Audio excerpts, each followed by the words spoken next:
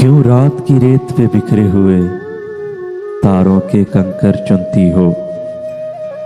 क्यों सन्नाटे की सलवट में लिपटी आवाजें सुनती हो?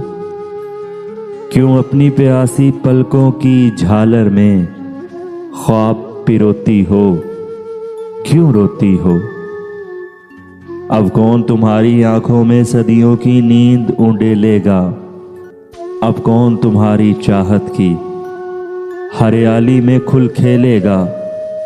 अब कौन तुम्हारी तन्हाई का अनदेखा दुख झेलेगा?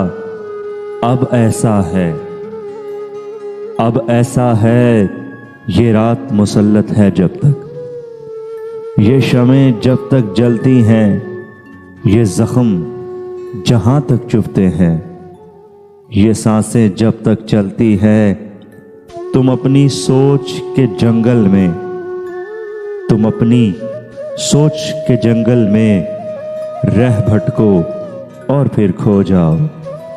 अब सो जाओ, अब सो जाओ।